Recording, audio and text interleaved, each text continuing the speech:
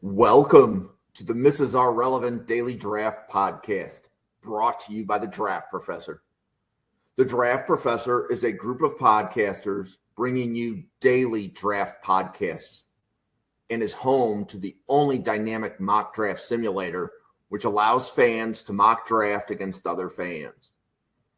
The Draft Professor Simulator features a first-round challenge, 5 unique one-round drafts. The Draft Professor Simulator features a second-round challenge, 10 unique 2-round drafts. All mock drafts are always picking against the fans and draft analysts which use the simulator. Every mock, every pick, every time. The Draft Professor also features ranked players functionality, where you can rank your favorite players at every position. Optionally, you can add tiers to your rankings to show what round you have the players graded in. The Draft Professor also features Draft a Team functionality, which allows users to snake draft a team of 22 players to demonstrate your my guys, compare player strengths, and discuss draft prospects in a way no other mock draft simulator can. Thank you for tuning in to the Mrs. R Relevant Daily Draft Podcast. This episode will begin shortly. Welcome to the Saturday morning edition of Mrs. R Relevant, the Daily Draft Podcast. You might recognize Anthony. You might recognize Brian. They've been here a few Saturdays. Paul, it's your first time on the station. Welcome. I have been on Paul's podcast once, been on his radio show. But Paul, welcome to the Draft Professor. Well, it's great to be back in school. I got my associates, got my bachelor's. I was always looking, should I go back to school one more time? So it's great to be in a room with so many brilliant draft professors. Some of you on the Bills and Packers side, well, I can't help you. I guess that was your parents' choice. But gosh, at least half of this podcast, green and white, baby, looking real nice like. Yeah. Cool. Brian, it's good for you to join us bright and early from the West Coast. So, yes, sir. How are things? Good. Kids are on spring break right now. They go back Monday. So we just took a quick trip to Arizona and Las Vegas and got back a few days ago. So good. There you go. And Anthony, it's like I saw you last night or something. Yep. I saw you last night. I have no kids, so I'm just here enjoying draft content as much as possible. Cool. So we are in the process at the Draft Professor of building our 2026 board. So Bill Sparks has started that process. We have about 129 names that we have already watched. Brian, any guys coming out in 2026 that you have on your board that you've got your eye on? I'm a little behind Bill then, though, because I haven't started building my 2026 board yet. Because this year I was a little behind on 2025 as far as my database and trying to update it and stuff, so I haven't started building my 2026 stuff yet. But I mean, I'm just looking through at least what I have for my conferences and stuff like that, because I separate by conferences and whatnot. Of course, there's another year, another Boston College guy. So Jude Bowery, the left tackle, he's going to be a redshirt junior next year. So and he was pretty good this past year, so he could potentially come out. But then again, of course, it's Boston College, so a lot of times those guys end up staying. So that's a guy to keep an eye on for next year. Cool. And Anthony, you said that you've got a few. Yeah, I'm about 24 players in. I haven't watched Bowery, but I've watched a few left tackle prospects.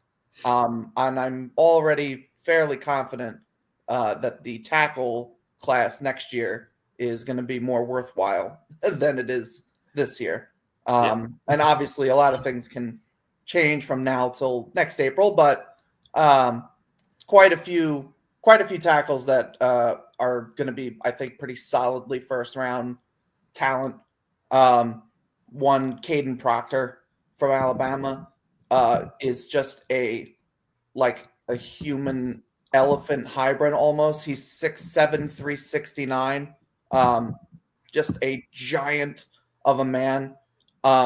but actually for his size, I think he moves fairly well. A lot of just like technical stuff I think he needs to refine a bit. But man, if you're into big offensive linemen, you're gonna like Hayden Proctor. So there is a lot of going on. Yesterday at 1:00, I had Trevor Sikkema, PFF's lead NFL draft analyst, and I've been a good buddy with him for a long time. And I told him, at the end of the show, because they just released their big PFF draft guide, I said, "Hey, Trevor, can you tell me a good story?" A lot of the things you do, Trevor, you do these deep dive articles, you get to sit down with players and sort of dive in, and give me who's a player sort of deep in the guide that has a story that people will root for and they'll be looking for. And I'm going to butcher his name. I'm sure you guys know him. He was at the Senior Bowl. He's a pass rusher, I believe. Was raised in Egypt. Hussein.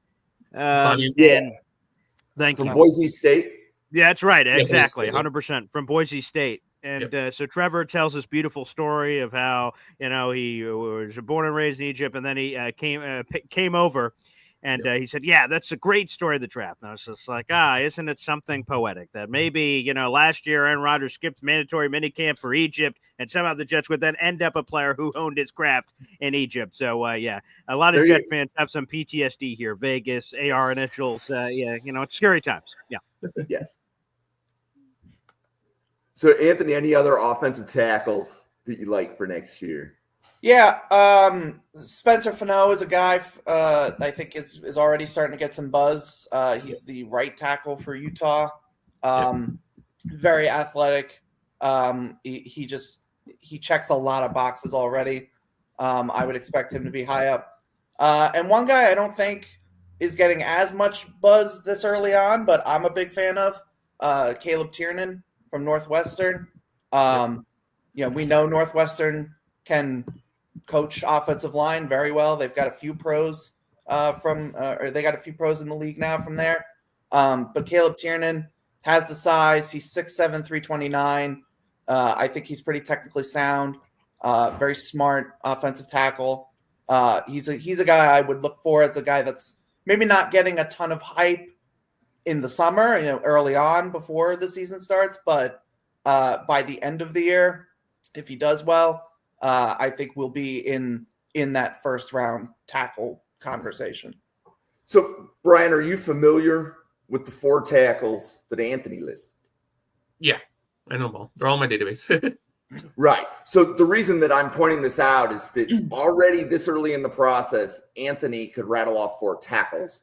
I don't know if 4 tackles go in round 1 this year. Right.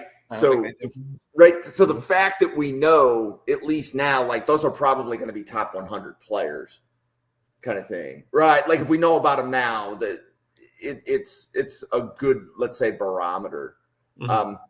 Anthony, I know you and I had a conversation about linebackers. I actually think next year's linebacker class is going to be sneaky good. Like 3 linebackers in round 1 good. We already have Harold Perkins. We already have Sonny Styles from Ohio State. And those were 2 guys that you said that you haven't necessarily watched recently, but you had some other linebackers that you wanted on the list too, right? Yeah. Well, so just quickly on Perkins and Styles, I watched both of them. I mean, it probably was like November or December because they were potentially going to declare. So I watched them then. And I think I had second round grades on both, or Perkins might have actually been lower. Anyway, but I'm kind of familiar with them, and they're definitely worth talking about in the linebacker conversation. I think the only reason we wouldn't see like 3 linebackers go first round is just simply because of positional value. But in terms of like talent, I think that's a more than reasonable thing that can happen. Just to rattle off a couple, Anthony Hill from Texas is the big name. Super athletic. He's like 6'3", 230. But he plays really well. I think his biggest thing is just, man, is he an inconsistent tackler? It's like annoying sometimes to watch a guy who's so gifted, just whiff or just not be able to cleanly tackle people. But other than that, very talented. Raylan Wilson from Georgia. I mean, I probably don't really need to explain why a Georgia linebacker is a top prospect, but super talented. His father actually played in the league as well as a wide receiver, I believe it was. So he's very talented. I already have a preliminary first-round grade on him. Who else? I mentioned before we came on, and I'm going to butcher the name, but Suntarine Perkins, Suntarine from Ole Miss. Weird player, and I don't necessarily mean that in a bad way, because he's 6'1", 210, but he often lines up as an edge for Ole Miss, but then will also play like some linebacker.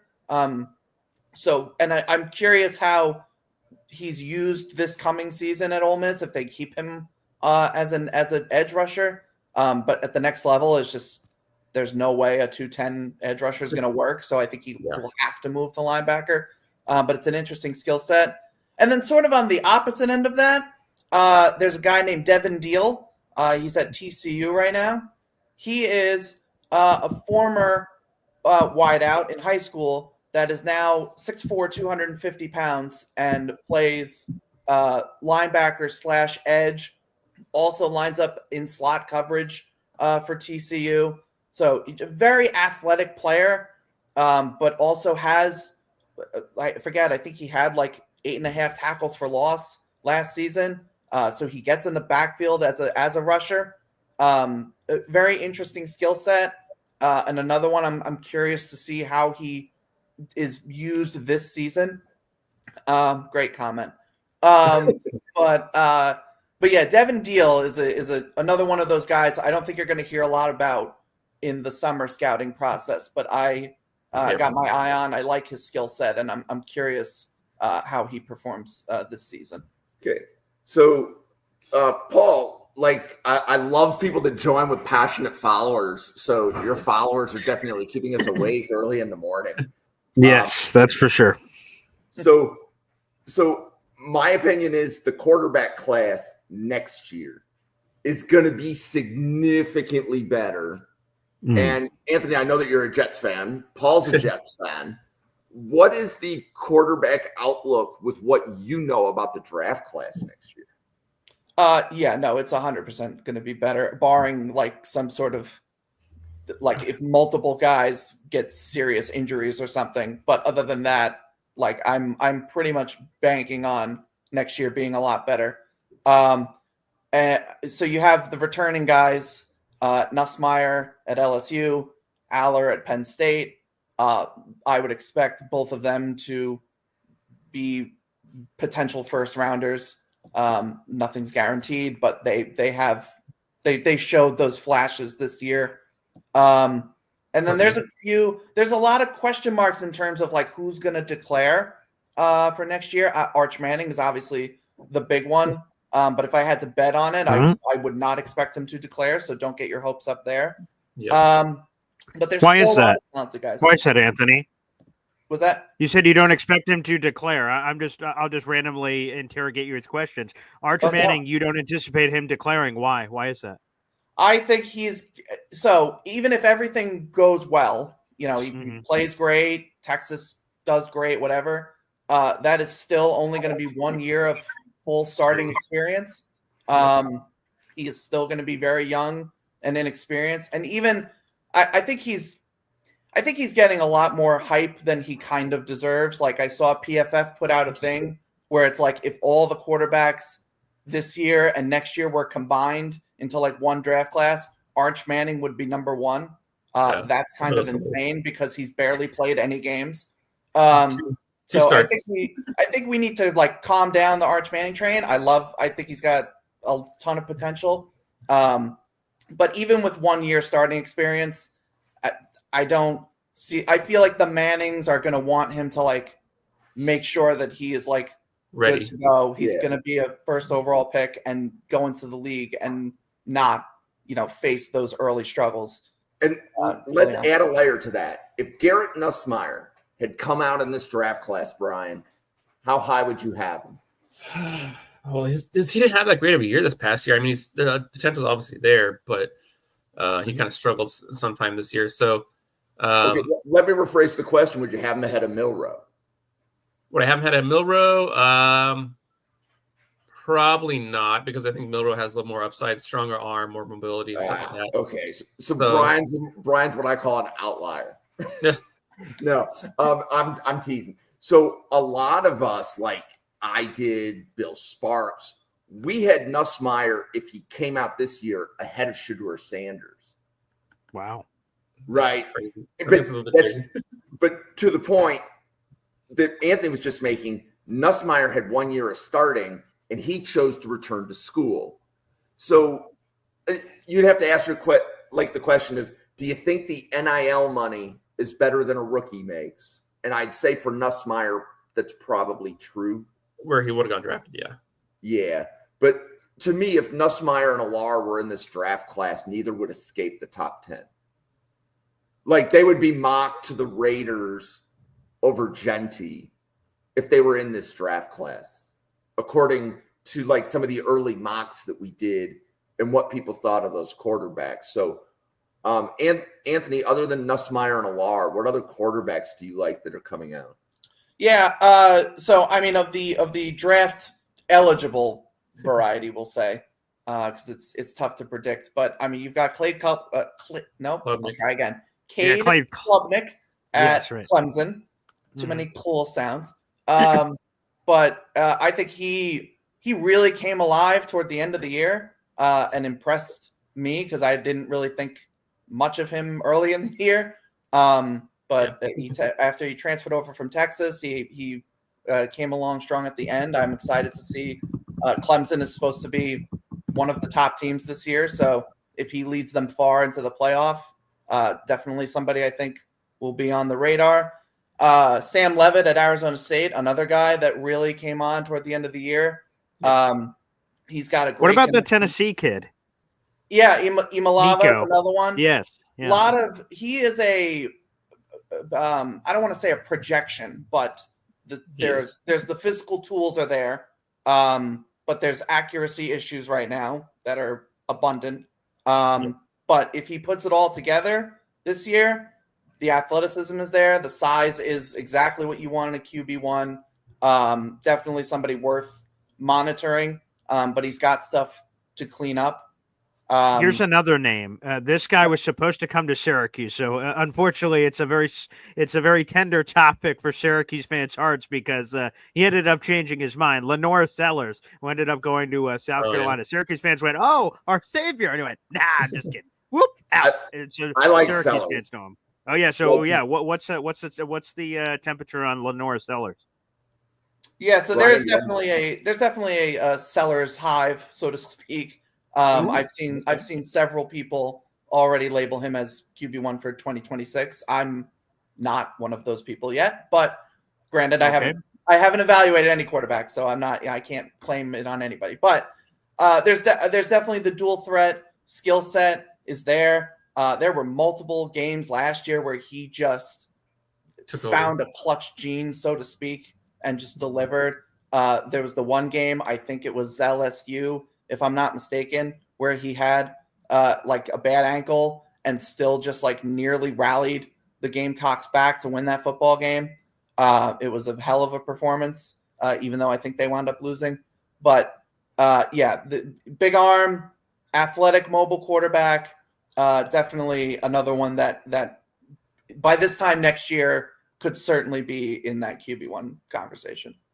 And what about Carson Beck? He was supposed to be the number 1 overall pick. Field Yates was just talking about it on a mock draft this week. He said, this just goes to show you the draft process, right? Before the year, I'm like, Carson Beck, number 1 overall pick. And this guy ditches Georgia, jumps over to Miami on this big NIL deal. So he's another guy that, that's in the mix for whatever. Where in the mix? I guess that's up for you, the draft professors, to give me that info, that intel. Carson Beck. I remember when Carson Beck was my QB1 last year for summer scouting. I think it was almost everybody's.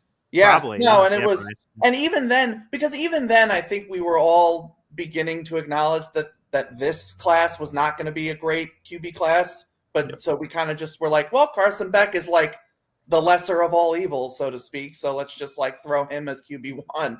And it wound up obviously not working out for him. Now he's at Miami, so we'll see what he does there. And obviously, Miami did a hell of a job with Cam Ward. Sure. Not exactly the same skill set I think that Cam Ward has, but certainly can make stuff happen. I also, offhand, I don't think Miami is – they lost a lot of weapons. They lost Restrepo. They lost Arroyo at tight end. They lost Martinez in the backfield. So I don't know if Miami's going to be able to reload, so to speak. That might hurt Carson Beck a bit. Whether he went there for personal reasons or athletic reasons is an issue that he only knows. But we'll see with Carson Beck. I don't have the highest expectations for him, we'll say, but certainly somebody that could be in the conversation. I'll throw this question over to Brian or anyone. Feel free. John Mateer, Syracuse was supposed to play in the bowl game. That never happened because of the world that we're in. He ends up transfer portaling, hitting. Is he tickling anyone's radar, John Mateer? Yeah, he played at Washington State last year, and he's at Oklahoma. He was going to Oklahoma for next year. He's another one of those athletic guys with a good arm and stuff like that. He really flashed at Washington State this past year, especially towards the end of the season. Another one of those mobile guys, can run around a lot, good arm. He's another guy who, if he has another big year, he could come out and be a first round, second round pick, something like that. He's another guy to monitor. All right, here's this name. This one's a little deeper, so I don't know, but Jalen Daniels, not Jaden. Jalen Daniels. Is anyone on that train? Kansas. Yeah, correct. Oh, right. Jalen Daniels, yeah. He's going to be like a 6-year guy, another kind of mobile guy, but he's had his issues up and down with accuracy. But he had a big, 4 or 5 games where they beat ranked teams. They beat like 5 ranked teams in a row. The Kansas was looking terrible. They were looking like they were just going to be garbage. And then like they beat like 4 or 5 ranked teams in a row. And he was one of the big reasons with his mobility and his ability to improvise and stuff like that. His upside as a NFL quarterback is kind of not that. Okay. He's probably like a day three guy that you take that maybe is a shot in the dark. Maybe he can develop, but may never be anything more than like maybe a backup. Fair enough. I'll throw one more quarterback since we have 2 Jets fans in here. Rocco Becht from Iowa State, who is the son of Jets' great tight end Anthony Becht, who I now think is he coach? I think he coaches UFL, right, or something like that. Yes, something like that. Yeah. St. Louis Battlehawks. Yes, the Battlehawks. How could I forget? Of course. Obviously. Right. But yeah, Rocco Becht, and I'm not just saying this because it's also Iowa State, but it gives me some Brock Purdy vibes where I don't think he's going to be super arm talent guy, but showed some accuracy and good decision making when I watched him very briefly. When I think I was watching like Shooter stuff and I caught him when they played Iowa State. But either way, another one that I think we could be talking about next year. And then I was just remembering earlier also Fernando Mendoza. He transferred from Cal. Yeah. He's another one to keep an eye on. He transferred to, where did he transfer? Indiana. Yeah, that's right. Yeah. Yeah, so he was pretty good at Cal, even though Cal wasn't very good. So in Indiana, has seemingly loaded up on talent. I don't know over the last 2 years. So Indiana can have a big year. And then also Mark Gronowski transferred from South Dakota State to Iowa. He's another guy to keep an eye on. Yep. And one more I'll add. Billy Edwards Jr. He was the QB at Maryland that was thrown to Ty Felton. He is transferred to Wisconsin. And in general, I think for the draft next year, Wisconsin did a very good job in the portal. There were a lot of guys that if they came out this year, okay, we've got them on the board. They went back and transferred to Wisconsin. So Billy Edwards has some weapons. Yeah, he started hot. He started kind of hot and he kind of faded a little bit towards the end of the season. I think that there's some injuries and stuff on the offense. But yeah, he showed a lot of talent. I liked him a lot. Actually, I thought he was going to possibly come out, but then he obviously transferred out. But yeah, they brought in a few talented guys. They brought in Tanner Koziel from what was it? I think Miami, Ohio. Ball State. Yeah, there you go. I knew it was Max Look. I don't remember what it was. So they brought in a few guys, and he still got a good offensive line coming back. So he could put up some good numbers at Wisconsin. So was the guy that transferred from Ball State, was that the big tight end? Yeah. He's like 6'7". So tell everybody about this tight end, because this is actually, I've heard about him, but I don't remember his name. Yeah, Tanner Koziel. He was a wide receiver in high school. He was 6'6", like 210 or something like that coming out. Went there and then didn't do much. His first couple of years, he was okay, but he kind of broke out this past season, and he had like almost 1,000 yards. He had 800-something yards this past year. So a bunch of touchdowns for Ball State of all schools. So, so he's a guy who has lots of potential receiving threat. He didn't block that great. That's something he's going to need to work on. He's going to need to add some more bulk because Ball State had him listed at like, I think 237, something like that. He's like 6'7", 237. 6'6". I have 6'6", because I think he was originally listed as 6'6", and then they bumped him up to 6'7", which usually means he's 6'6". But either way, 6'6", 6'7", but still, 237. Needs to add some more bulk. Not an elite athlete, but still a pretty good athlete and a big dude who can catch the ball. Just needs to work on his blocking. Yeah, so if we have a 6'6", 230-pound tight end, it's difficult to miss him. I'm just saying, like, if you're watching a Wisconsin game and you see a large human catching a pass, good probability as to who that is. Yep. But I know that because Bill lives really close to that area, he's had eyes on that tight end for a few years. So any other quarterbacks that you want to mention, Brian? Or do you want to move on to a different There is. I mean, Anthony mentioned most of the guys, but there's there's going to be some. There's definitely for sure more guys. Maivia from USC could be a guy to keep an eye on. He started I think 4 games this past year, but he took over for USC for Miller Moss. He showed some flashes. He also started at UNLV for his redshirt freshman year. He was a starter. Is the guy who could come sneak up on the boards this year if he has a big year. Kaliak Manis from Rutgers actually is not bad. I don't think he's like a first round, second round player, but he's not bad. He showed some flashes this past year. He could be a guy to keep an eye on. If you're looking for like a mid round guy, developmental guy, maybe just be a solid backup type guy. Got a funky name, but he's a guy to keep an eye on. Yeah, so I have a question for Brian and Anthony. At this time last year, did you have this many quarterbacks on your list? We probably had a lot of guys on our list. I think I'm more excited about this list than I was the list that I would have had this time last year. So, Anthony, for the Jets fans that are in the feed, should the Jets draft a quarterback this year, or should you wait till next year? Wait. I'm going to keep. I've been saying it since 2024. It's not the year. Don't force it. It's not the year. I saw somebody tweet. I think it was Brett Coleman tweeted the dangers of drafting QB2 in a bad QB class too early, and it was the 2011. I think it was 2011 NFL draft where Cam Newton goes 1, and then it's like Blaine Gabbert, Jake Locker, and Christian Ponder go all top 12 or whatever it was. I mean, look how it worked out for them. You want to do that, Jets fans? I don't. So, Anthony, let me ask you a follow-up on that, because we've been doing a lot of mock drafts on the channel, and if the Jets, not even in the first round, if they take a quarterback anywhere, second, third, fourth, fifth, sixth, I have this one guy that always comments in on the channel, whoever you are, wherever you're watching, and he goes, immediate F on this draft that you even took a quarterback, because he said it's such a waste of a pick, no matter where you pick it, because he believes that this quarterback class is shitty. Excuse my Guatemalan here. Well, that's okay. Great, good. I don't want to upset the draft professors. I should be having better upper level lingo here. I should be diving into the dirty vernacular. And I don't think it's that kind of school. We have a motley crew here. Yeah. Well, thank you.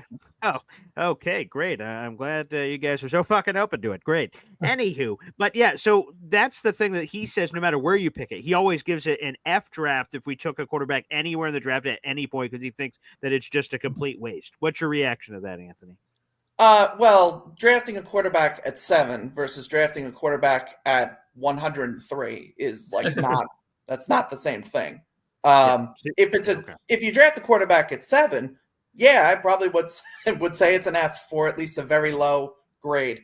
If you took, Will Howard at 103 or Kyle McCord at 103 or whoever else is there, Dylan Gabriel. The Jets are at 110 in the 4th round. 110. Yeah, or 110, whatever the number is. But that's fine. It's a day 3 pick. Like, you're just taking a guy that you think has some upside. And I mean, we've seen 4th round quarterbacks work out before. Dallas just gave a big contract to one of them. So I'm not against the court. If they really love a quarterback, they want to get in the quarterback room on day 3, that's fine. But taking one at 7, there's no quarterback in this class. I'm taking at 7, period. So Jim, yeah. Go ahead, Brian, please. Oh, there's actually another quarterback to keep an eye on. I think kind of more of an interesting story guy. Could be a guy to keep an eye on. Sawyer Robertson from Baylor. He showed some flashes again this past year. He his dad played in Major League Baseball, and then his cousin is Jarrett Stidham, so he's got the genes there, at least as far as like family relations who've played in professional sports. So that's another quarterback to keep an eye on, especially because Baylor has, I wouldn't say elite receiving core, but they have a bunch of dudes who can play, and they got Kobe Prentice from Alabama in the portal, so he's going to have some dudes to throw to. So that's another quarterback to keep an eye on for next year. Yeah, and I guess my take on the whole, do you take a QB day 3, right? You need people in the room, and you likely need 3 people in the room. So you need to build a room. And if you don't have 3, you have to add one. Would you rather add a UDFA or do you want to add a draft pick? You have to, because you're not going to go into the season with 1. You're not going to go into the season with 2. You're going to go in with minimum of 3. So, so our third right now, let me get your guys' opinions on this guy. He's currently on the Jets roster, and he is a divisive prospect. Half of them love him. It is Jordan Travis out of Florida State. And there's half is probably too aggressive. There's some Jet fans who say he's the savior. He's the real guy. We just need to continue to hone and craft him and give him an opportunity. And the rest of us are like, what the hell are you talking about? This guy didn't even practice last year, for Pete's sake. What was your guys' pre-draft evaluation of one Jordan Travis coming out of Florida State last year? Brian. Oh, limited upside, kind of like a really good college quarterback whose NFL upside was kind of, again, limited. Undersized, not a great arm, but he's smart. He plays. He how do I put it? He's a smart guy, and he processes well and stuff like that. But he's kind of limited as far as his upside and his arm talent. Accuracy can be a little shaky. So he's like a career backup type of guy, maybe. Okay. Anthony, what'd you have on Travis? Yeah, pretty similar. I know he had the horrible injury, and that sort of kind of threw his whole draft stock into whack, so to speak. It's kind of tough to figure out what he'd be. But yeah, I don't. When I watched him, then I didn't see like franchise quarterback that, had it not been for the injury, would have gone first round. Like, he was never that guy, in my opinion. I like him, like Brian said, totally fine with him being a backup third string guy on the team. But yeah, if you're a Jets fan and you believe that we don't need to draft a quarterback because we have Jordan Travis, I hate to break it to you, might be a little misguided. And Exhibit A. So, Paul, actually, here's a really good example, I think, for that question. Look at the Saints. They drafted Hainer 2 years ago. They drafted Rattler last year. Does that mean the Saints are out on a quarterback this year, or that the previous 2 quarterback picks were wasted? Because they needed guys in the room. Keep in mind that their starting quarterback is Derek Carr. Right. They need more guys in the room. What do? Do you go to the veteran market, or do you use a late round guy? Because to me, the difference between the late round guy or your other options, you've got a cost-controlled contract if he hits, but the guy gets one chance. So like Jared Hall, I believe I have the name right, for Minnesota. Yes, yeah. BYU kid, yep. Yeah. He got one shot. Jaron Hall, yeah. Jaron Hall. Right? But Yes. we're not looking at Hall as a viable NFL quarterback anymore. He got one shot, he's done. Travis for the Jets will get one shot, he's done. Now, if you're drafted in the first round, you're a Baker Mayfield or you're a Sam Darnold. Look at how many chances Sam Darnold gets. Sure. Oh, yeah, and that he was a Jets. I didn't just realize he was a Jets pick. Yeah, good times. Yeah, good times. Yeah, Good we have memories. time here. So I don't think picking a quarterback this year should dissuade you from next year. It's just about having a good GM, because if I remember correctly, like you rattled off Cam Newton. Anybody know who the Panthers picked in the draft in the second round the year before? Jimmy Clausen, baby. Right. You don't let Clausen, a second-round pick, prevent you from drafting Cam Newton. Sure. Right, but are we saying Clausen was a bad pick the previous year? Yes. Well, I mean, yeah, No but not hyperbole. because of. What?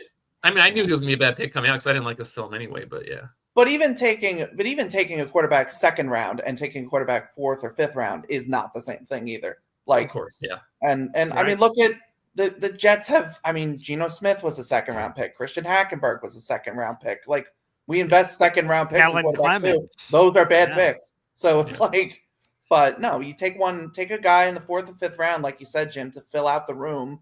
You know, I would not have any problem with the Jets quarterbacks being, Justin Fields, Tyrod Taylor, and then you can have Will Howard and Jordan Travis compete for that third spot.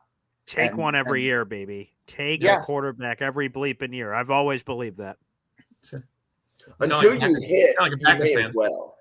Yeah, And even honestly. when you hit. Like, think about the New England Patriots, right? So Tom Brady. Oh, yeah, you heard of that guy. They drafted Ryan Mallett out of Arkansas. And again, if you just hit and then you're able to trade them for a future asset, or Joe Milton, as we just saw, right? You draft him here, shows something, immediately flip to try to move up a few slots because he was a sixth, and you package him with a seventh to get a fifth. Stay with us, class, with your notebooks to try to like take a quarterback every year. Even when you hit, take another one. What? Oh, geez, I got too many quarterbacks here. What am I going to do with this thing? Okay, grab a guy every gosh darn year, man. The what was it? The Commanders, back when they weren't called this, but they drafted RG3 second And overall, Kirk Cousins, and in fourth the round. same draft, drafted Kirk Cousins fourth round, and then Kirk Cousins wound up being the starter there longer than RG3 was. Like, so yeah, there you can absolutely take a quarterback every year. It's just a matter of the amount of draft capital that you are investing into the position and using it effectively. So, Brian, how often does Green Bay draft quarterbacks? They try to draft quarterbacks. They will try. Obviously, that depends on the board falls and stuff like that, of course. But they want to draft. They kind of got away for it. Sorry, let me reset. For a while, they were drafting a quarterback almost every year, or like every other year. They kind of got away from it a little bit. Gutekunst said that he wants to get back to it, and he kind of has, because obviously they drafted Sean Clifford, baby, pour one out for him. And then they drafted Pratt last year. So, I mean, he wants to get back to doing that and developing guys and trading them off. That was kind of a Packers thing for a while, especially under Ron Wolf, where they would draft a guy like Hasselbeck or Brooks and stuff like that, or even Matt Flynn, Ty Detmer, even if you want to go even further back, stuff like that. They're taking them, they develop them for a year or two, and they trade them off for a higher pick. So they've been trying to get back to that. So, yeah, basically that wasn't a Ron Wolf thing where he wanted to draft a quarterback every year. So, yeah, and Gutekunst says he wants to get back to that. So I wouldn't be surprised if he drafts one this year to see if he can develop them or whatever. So, yeah. So is that Malik Willis slander? No, I think it's more of they know he's going to be a free agent after this next year, so they're going to want to have a backup they can develop behind him to be the backup after he leaves, because he's not going to want to stay. He's going to want to have a shot. Green Bay keep 4 quarterbacks on the 53. No, they'll probably draft somebody late and put him on the practice squad, and then just see if they can develop him there. And they don't worry about teams plucking them off the practice squad. What's that?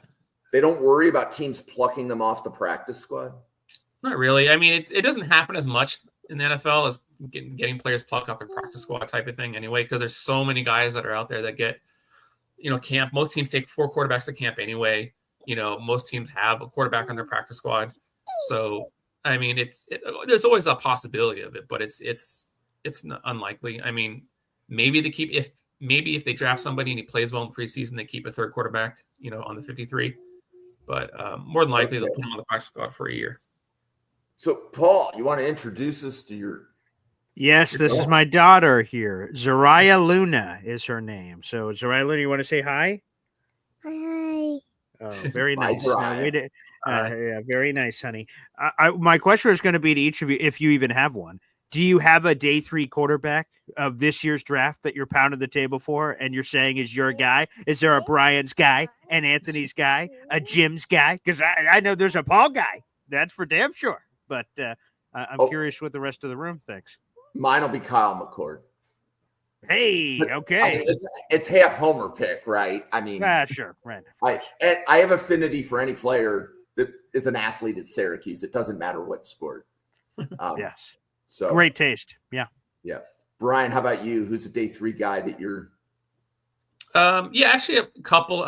Broser from Minnesota. He's a guy who he transferred up, and then he started the season a little slow, but as the season went on, he got better and better each week. His upside may not be super high. I mean, maybe he could be like a spot starter type of thing, but I think there's still upside there where he can be a really good backup, and then maybe like a spot starter or bridge type quarterback. Another guy I like who may or may not get drafted. I think for me, he's on my board. He's a draftable prospect, but NFL may not. Ben Woolridge from Louisiana Lafayette. I think he's got some potential as backup type guy that could be developed. And of course, Curtis Rourke. I think he's got some potential. I think that knee injury kind of affected his play this past year, but he's another draftable guy. Big guy, not a great arm. Not really what you think he is because he's a huge guy, but doesn't have a great arm. But still another potential backup quarterback, spot starter, bridge starter type. Anthony, how about you? Yeah, I'm also a Kyle McCord guy, but I won't copy your guys' answers. Okay, there you go. Nice.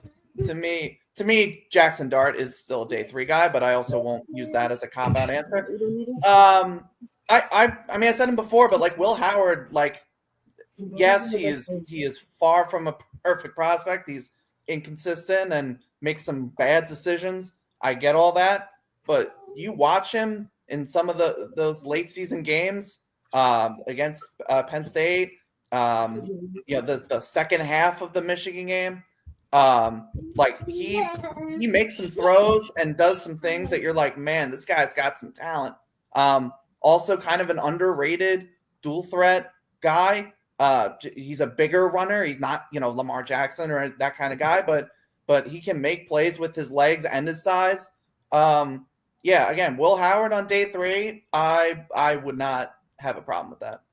By the way, quick question. Anthony said he didn't want to copy either of our answers, Jim. Is copying answers frowned upon in the Draft Professor Academy year? Is that frowned upon in class? I just want to know that for future answers moving forward. No, we can copy answers. Oh, great. We can copy answers. Takes are not limited to a single draft professor unless it's like taking Shamar Turner in round 1. That's for one. That's only for one professor. The rest of us are back on planet Earth. Right. And by the way, Bill Sparks, if you are listening this early in the morning, I know that you've lowered your grade on Turner, but I had to get that one in there. Hey, you guys want to pivot because I know that there's some feedback on the mock draft that was finished. Yes. Yeah. So we did rounds 1 and 2 of this on Thursday. And there were 4 of us that did rounds 1 and 2. And then Anthony and I did rounds 3 and 4. What you can't see from this graphic, and this is going to make the chat absolutely blow up. Kenneth Grant was defensive tackle 1. Mason Graham went at pick 8. Oh my gosh. So we had both of them. And the idea was the Jets already have a 3 tech. Mm-hmm. It's better to get Kenneth Grant than Mason Graham. So, Anthony, you and I have done this back a few times, right? But Kenneth Grant at 7. Tell us your thoughts, and then tell us also Kenneth Grant over Mason Graham. Yeah. So just on Kenneth Grant, I am a big fan of Kenneth Grant. I think I am a little bit of a sucker for just huge defensive tackles, which Kenneth Grant is. He's 6'3", 339. but like a hell of an athlete for that size. I really wish we would have seen him run at 40, but beggars can't be choosers. But yeah, Kenneth Grant, I think for the Jets, he is the run stuffer that they need in the middle. Quinnen's great, love him, great player, but he is not. Run defense is not his calling card. He is a 3-tech pass rush, push the pocket defensive tackle. So to get Kenneth Grant next to him, I think is a hell of a 1-2 punch in the middle of that defense. In terms of being over Mason Graham, I get it from like a team fit because I get the mindset of like Mason Graham is very similar to Quinnen, but also just like smaller. So, do you really want another one of that in the middle of the defense and still really not have like a true run defender, big guy that you can rely on? That said, I do have Mason Graham as my defensive tackle 1, and I've had him there for months now. So I would still probably take Mason Graham because I think he is enough of a run defender that it can work. And you get that pass rush upside with him that you don't get as much of from Kenneth Grant. So that's my thoughts. If this played out like this and they took Kenneth Grant at 7 and left Mason Graham on the board, I wouldn't be upset. I wouldn't totally agree with it, but I wouldn't be disappointed in getting Kenneth Grant there. Well, quick nugget, because so you guys draft professors, again, the overlords of this classroom in particular. I've seen in several mock drafts from respectable people, the Field Yates of the world and all these other big name people in the industry that have had Kenneth Grant consistently slipping to the second round. Is that nonsense? Is that malarkey? I guess someone, we all say, oh, this guy's a first rounder, this guy's a first rounder, this guy's a first rounder. And then I start counting them up. I'm like, guys, there's only 32 picks. Somebody's got to be available in the second round for Pete's sake. So what the Kenneth Grant consistently being in the second round stuff I've been seeing, is that crap? Yay or nay? So Brian, I was going to ask you, so where do you have Kenneth Grant in your board? I have a second on him. Oh, okay. There you go. But I mean, it's how high? It's that class.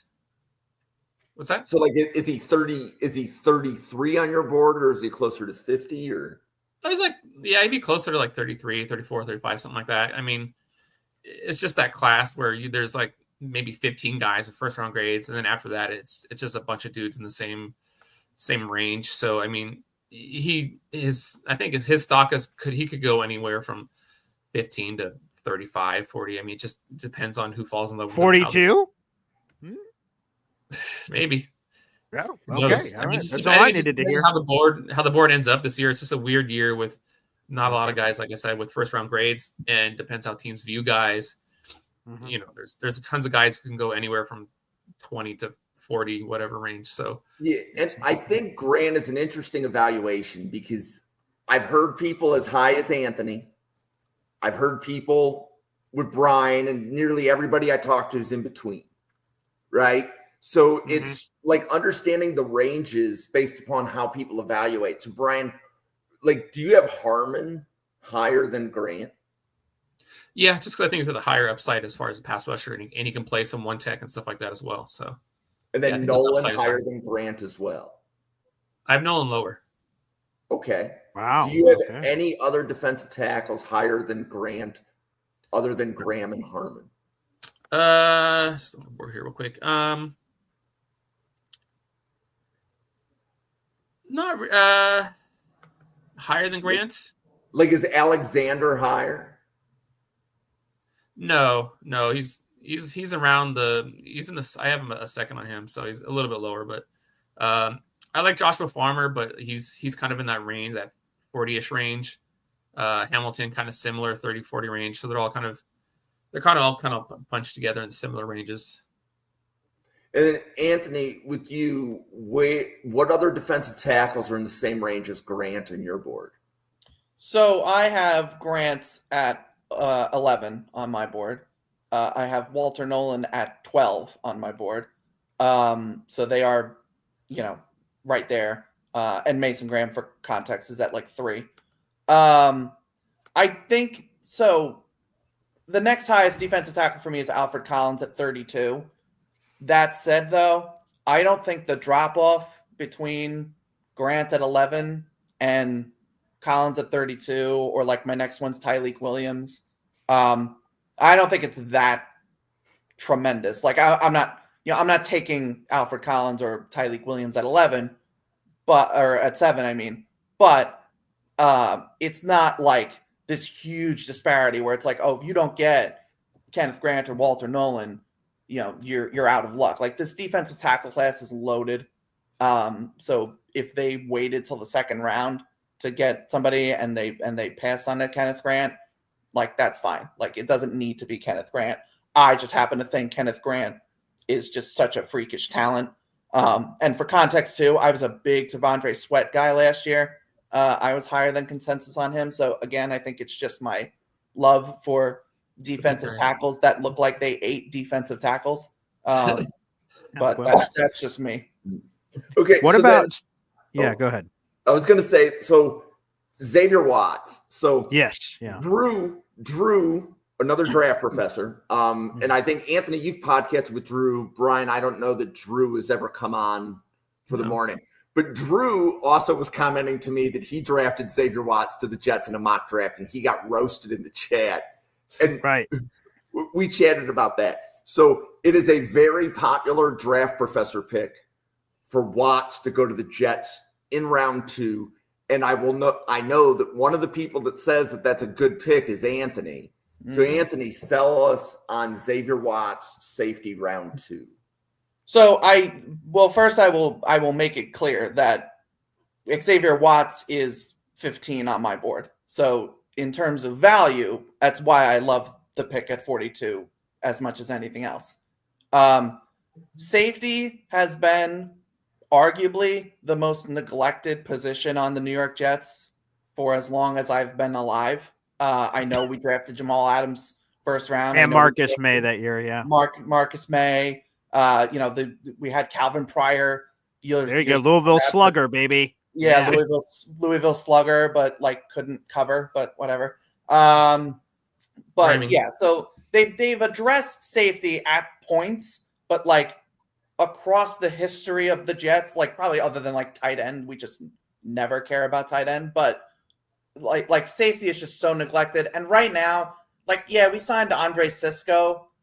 Cool. He doesn't. Yeah, that was going to be my question real quick, is because that seems to be the criticism, because, like, again, Drew joined the mock draft. I think that was his second round pick when he joined us for the 7th round mock draft. And a few other people have mentioned Xavier Watts to the Jets. And the criticism I hear from Jet fans, you tell me if this is BS or not, is they say Sisco, this ball hawking safety, Xavier Watts, this ball hawking safety for Notre Dame. How do those puzzle pieces fit? That's what I've heard the criticism of. What's your response to that? I like Andre Sisco. I think he's a fine addition this offseason. I don't see him as like a long-term, really solid starting safety. I think Xavier Watts, in my opinion, and again, I have him higher than probably most people, if not just about everybody. I think Xavier Watts' ceiling is way higher. I think he has incredible ball skills, one of the smartest defenders, at least secondary defenders in this entire class.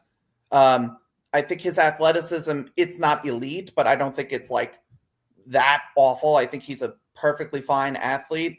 I think you get him with Aaron Glenn, and I'm not saying he's going to be like Brian Branch level amazing, but that kind of ability to just be a do-it-all safety in the back end of your defense, I think he has that potential.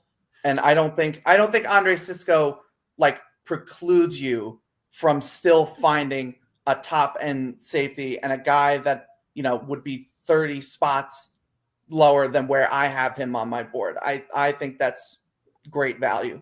So, Jim, how do you handle this Syracuse slander on this program? Andre Sisco is a proud SU guy. It's everybody at the Draft Professor, everybody's allowed their takes, and we get some unique takes once in a while. Yeah. But the cool thing is we've got 52 people that, Wow. are in the same spot as like Anthony and Brian. 16 of them podcast once a week. So if I have to pick my favorites out of the 52, it's the 16 that literally show up every week because, showing up is the best skill that you could have. But Brian, where do you have Watts on your board? And what do you think of him going top 50? I think that's about right. Top 50, maybe top 40. Just trying to think offhand where I have him. I think a little bit higher than that. But yeah, that's about, I think, where he'll go. I think, because I think even though he shouldn't get knocked for it, he'll get knocked for his average-ish athleticism. But yeah, I mean, he's my safety too. So, I mean, but I think that's about where he'll go. And like Anthony, is Watts your safety one? No, Malachi Starks is still safety one. Okay. But I just think very highly of Malachi Starks as well. But there are draft professors that have Watts as safety one. Wow. They have him over Starks. They have him over Emma Mori. So, E-Man Warrior, I love him. so I think one of the things that we try to do at the Draft Professor, we try to stay out of the hype. Like, I'm at the point now where I don't watch any draft media. I just will go to the Draft Professor group chat, and if I have a question on somebody, I'm going to ask one of the 52. Or let me rephrase, I'll ask all of the 52 and see who responds. Yeah, sure. But meaning that, like, because even take what we started the podcast with, where we're going through 2026 guys. Yeah. What we're trying to do is say, these are the guys that you need to watch. We're not trying to say who's number one on the board. We're not trying to say who's a first round pick or who's a day 3 pick for the most part. We're simply saying these are the guys to watch.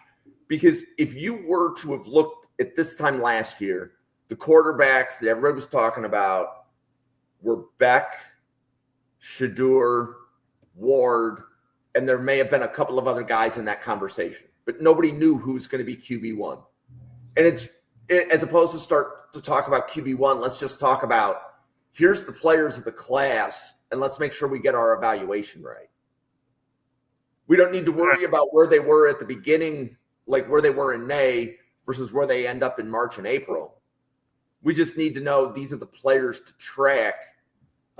Because I think for every one player you see on the big board, there were probably 2 players that a draft professor watched that you don't even know about, right? There's a lot of guys that they watch and they're like, okay, that guy's trash. That guy's garbage, right? Sure. So we're trying to make that process more efficient for all of us so that nobody has to watch 400 bad players to put 200 good ones on their board. Right. If that Well, makes sense. so this round 3, Elijah Arroyo, I see a very nice draft professor grade there. Okay, very nice. He seems very polarizing. I've heard people say he could go like late round 1, and then there's been people that have had him. I've seen only a very few that have had him available here in the 3rd round. Is it purely the durability concerns, which has people having him in this very stark nature where he could be all over the place, or is there some other reason? And is it realistic that Elijah Arroyo could be available at pick 73 overall? Draft Ron, what do professors. you think? Is that me or Anthony? I said Brian. Oh, sorry, the audio kind of cut off for a second there. Yeah, it's possible. I think he could be available there. It just, again, it's how this draft class is. It just depends on how teams view him, if they love him or not, or whatever. Yeah, I mean, injuries are going to be, of course, the question. The medicals that he had at the combine are going to be the biggest thing. I mean, nothing's come out saying that there was something weird found or something potentially long-term found, but of course, doesn't mean it wasn't. But just nothing's come out that we've heard, that anybody that I know of has heard. But still, he missed like basically 2 straight years with injuries, so it's going to be factored in, of course. And then he only had basically 1 year of production. But the potential's there. I mean, not a great blocker. He's not terrible, but he's not a great blocker. So you're going to see him used more as a split out in the slot, stuff like that. So I think that hurts him a little bit because he's not really like a quote unquote true inline guy. But yeah, I mean, but he's a guy who could get taken in the 3rd round, end up being, the top rookie tight end as far as production, Ooh, baby. All right. Anthony, what do you think of Arroyo? Yeah, I mean, I took him here, so I like him. But yeah, I think this is about the range I would want to take him. I would not take him like late round one, and I have seen some people, put him like top 50. I'm not there with him, but at this spot, especially in this situation where the first two rounds, no offensive players were taken. I was a little like, okay, we have to take either a tackle or a pass catcher. It has to be the next two picks. So in this situation, the way that my tackle board stacked up versus the way that my pass catcher board stacked up, I thought Arroyo was a logical pick. Yeah, the durability is definitely a concern, but I think you're getting a great athlete. He's fast. You saw how leaned on he was by Cam Ward as Miami had their great season. So I think he could certainly be that kind of the way, not quite the same player, obviously, but like the way Cole Kmet became an asset for Justin Fields in Chicago, I think is a similar thing that you could see with Arroyo and for Fields in New York. So, hey, Anthony, random question. Mm-hmm. Better Miami tight end, Elijah Arroyo or Chris Herndon, baby? Man, Chris Herndon, Vikings legend. Sure. Yeah. No, I think Arroyo has a better chance of having a better career than the great Chris Herndon. Yep.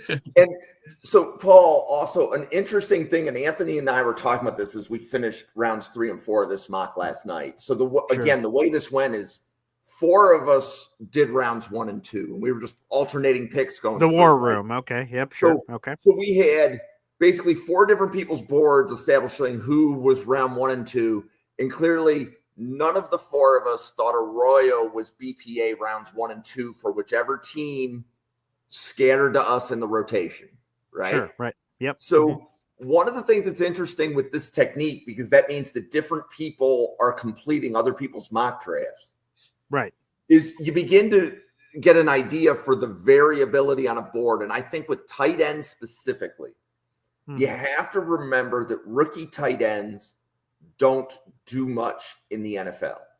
Historically speaking, that's true. Yes. Like when Brock Bowers broke the tight end records last year, he broke Mike Ditka's records. Right in the 60s, right. And I don't I think I'm the oldest of the 4 people here, and I was not alive when Mike Ditka played. Right? Like that's how long that rookie tight end record lasted. Yeah. So if a rookie tight end gets 400 yards pass, 400 yards catching, 400 yards receiving, sure, they're going to be in the top 20 of the all-time tight end list. So to me, that means that the position's going to get devalued a little bit. Because if you're not going to get an immediate impact and you have to wait 3 or 4 years for the tight end, my opinion is that it's a devaluation a little bit because you're not going to get immediate impact. You're more likely to get immediate impact from a wide receiver than you will from a tight end. So to me, that's going to push tight ends down a little, but then you're going to see a huge run on them in rounds 3 and 4. Because like in this mock, Gunnar Helm dropped around 4. I believe we picked him from Saints in round 4. Terrific. We just didn't see the value of picking tight ends high. And there were, 5 of us that completed the 4-round mock. So I love the depth of this class. I mean, off the top of my head, Oronde Gadsden, you mentioned Gunnar Helm. There's Mason Taylor out of LSU. There's Elijah Arroyo, like Terrence Ferguson out of Oregon, Harold Fannin Jr., Bowling Green. You start going, and there's all kinds of variety in the diet of your flavor. I named all those guys for the Jets. I'd be comfortable with any Tyler Warren, obviously, all the way at the top. Like, I'd be comfortable. Colston Loveland, we didn't mention him. I would be comfortable with any of those names I just threw up all over the place. If we walked away from the draft and said, hey, Anthony's like, hey, Paul, they got this or this or this or this. I'm like, all right, sweet. Let's go. Immediate upgrade over the ghost of Jeremy Ruckert and some guy named Stone Cold Smart. Who the hell is that? It still feels like a Madden created character, for God's sake. So, yeah, I'd be happy with the depth of this class for sure. Yeah. So why don't we pause a minute for station identification? Brian, do you want to introduce yourself to these fine people? Let them know about the Cheesehead TV guide and everything else. Yeah. Of course, you can always find me on my social media on BMoffy NFL. And then, so I write for the Cheesehead TV draft guide this year. I covered the edge rushers, and then I also did a special article I wrote on guys who will not be Packers. Guys they wouldn't draft because they didn't fit certain thresholds. I think I had like 15 or 16 guys in that list. And then so that's out already. So if any Packers fan or any general NFL draft fan wants to check it out, you can find it at cheeseheadtv.com. And then of course I also write for Gridiron Heroics, covering college football and NFL draft. I've been kind of slowly putting out my final rankings. I still do my defensive line. Those will be coming out I'll be working on those. Those will come out this week. And of course, I think anything else actually. I think that's about it. And then of course I try and post clips, when I have time, for 2025, and then I'll start getting on 2026 in a couple months.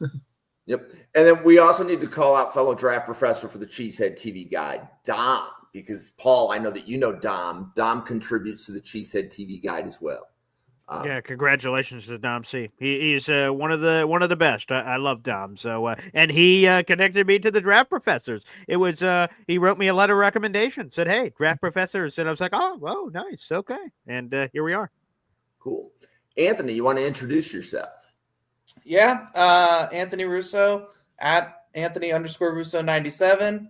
I'm constantly on X talking shit about draft prospects and anything else that's happening. I'm planning to, hopefully I'm going to have my big board out tomorrow, my final top 200, and you guys can roast me and tell me how terrible it is. Yeah, and we got our Epic Mock 25 next week, which we're looking forward to. Jim, I'm sure you're going to tell the people all about it.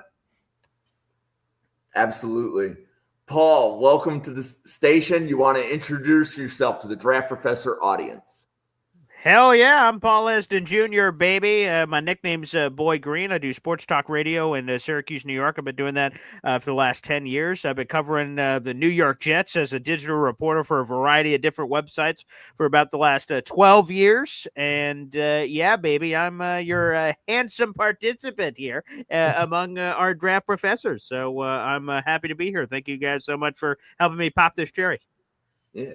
So I didn't get the memo that we needed facial hair this morning. I feel like I have a lack of facial hair.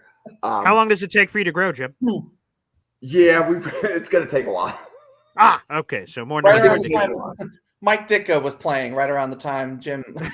That means time to get started. Hey now. That was pretty good.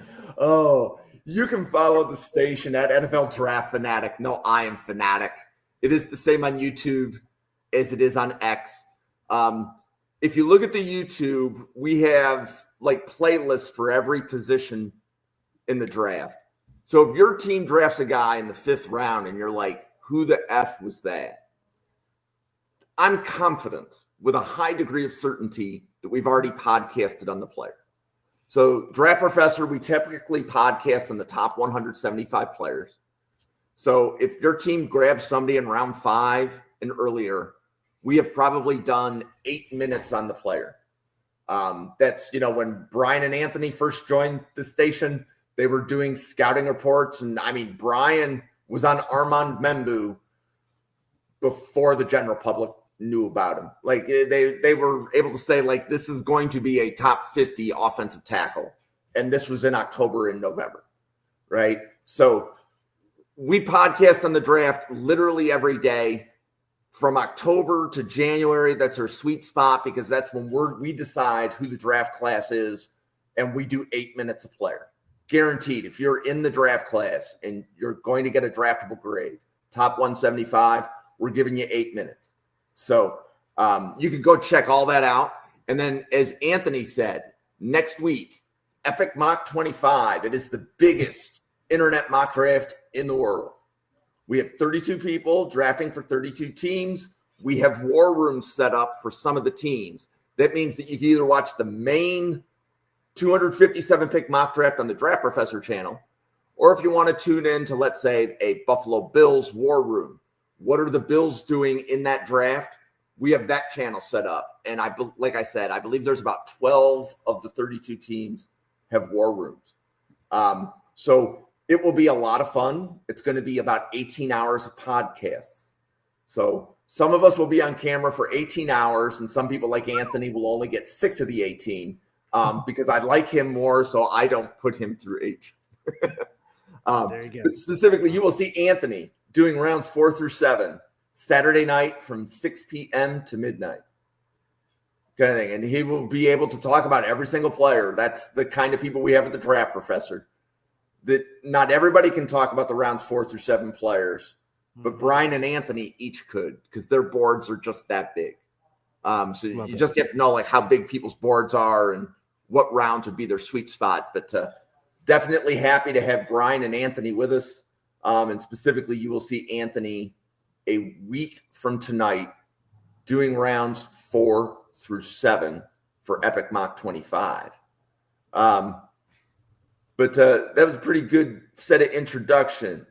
Do we have any questions that we want to close out the podcast with? Like we could either fish something out of the chat. I haven't been tracking it as much. I don't know who Alan is, Indy Jets, but if I sound like him, he must be a pretty cool guy.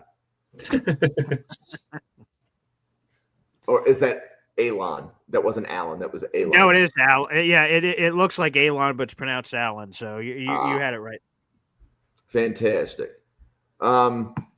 So I guess we have been going for about 70 minutes, so we can go ahead and close this thing down. But for Paul, thank you for being a guest. Anthony, Brian, the other 52 podcasters at the Draft Professor. Have a good Saturday, everybody, and we'll see you on a podcast again tomorrow.